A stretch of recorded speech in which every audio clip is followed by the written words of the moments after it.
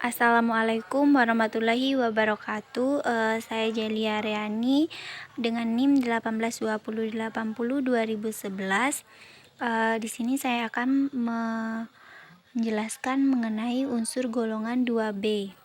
Yang termasuk atau tergolong ke dalam unsur 2B yaitu zinc, kadmium, dan merkuri. Baiklah, berikut adalah sifat fisika unsur golongan 2B, di mana dengan nomor atom Zn30, Cd48, Hg80. Semakin meningkat nomor atomnya. Begitu juga dengan massa jenisnya dan jari-jari ioniknya. Untuk titik didihnya, yang zinc 1180, 1038, 629,88 untuk merkuri. Elektronegativitasnya semakin meningkat juga, dari yang terkecil sampai yang terbesar. Bilox untuk zinc +2, untuk kadmium +2 dan +1, untuk merkuri +4 +2 +1. Baiklah, selanjutnya sifat kimia dari unsur golongan 2B, yaitu yang pertama sifat kimia dari zinc atau Zn bersifat diamagnetik dan terkorosi pada udara lembab. Yang kedua, sifat kimia dari si kadmium, yaitu tidak larut dalam basa, reaktif, memiliki ketahanan korosi yang tinggi.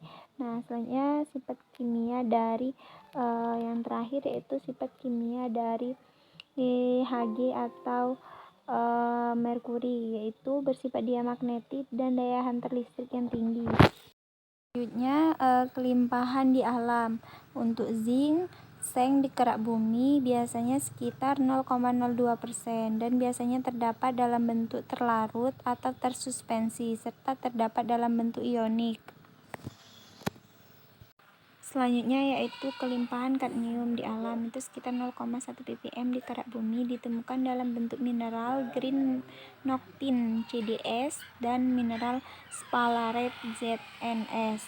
Dan yang terakhir yaitu kelimpahan Hg di bumi, yaitu di mana menempati urutan ke-67 di antara elemen lainnya pada kerak bumi, ditemukan dalam bentuk unsur molekul Hg0, merkuri monovalen Hg1+, dan bivalen Hg2+.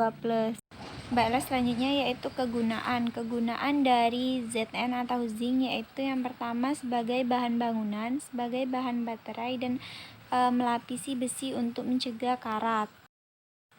Yang kedua yaitu kadmium. Kadmium ini berguna dalam campuran logam, dalam aplikasi sepuhan listrik, dan dalam pembuatan solder. Yaitu kegunaan dari Hg atau merkuri. Yang pertama digunakan sebagai bahan insektisida, bahan amalgam gigi, termometer, barometer, dan sebagai pigmen. Selanjutnya yaitu cara pembuatan. Di sini untuk zinc itu cara pembuatannya itu ada dua, proses elektrolisis dan proses termal. Di proses elektrolisis, konsentrasi biji memanggang biji di udara sehingga 2 ZnS solid plus 3 O2 gas menjadi 2 zinc OE solid tambah 2 SO2 gas. Namun setiap besi sulfida yang ada dalam biji akan dikonversi menjadi besi 2 oksida yang bereaksi dengan seng oksida untuk membentuk seng perit. Nah, jadi selanjutnya konversi seng oksida menjadi seng sulfat. ZnO solid plus H2SO4 aquos menjadi ZnSO4 aquos plus H2O I.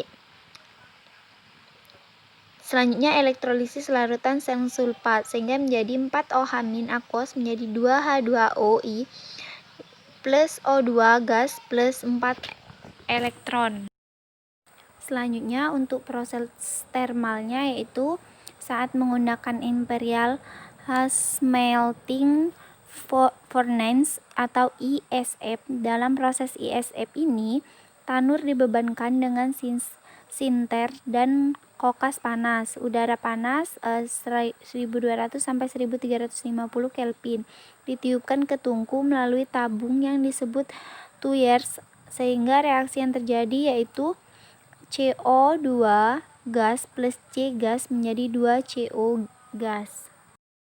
Yang kedua yaitu cara pembuatan si kadmium, yaitu melalui ekstraksi kadmium, di mana pada umumnya kadmium ini terdapat bersama-sama dengan zinc dalam bijinya, sehingga kadmium diperoleh sebagai hasil samping produksi zinc. Karena titik didinya rendah, kadmium dapat dipisahkan dari zinc melalui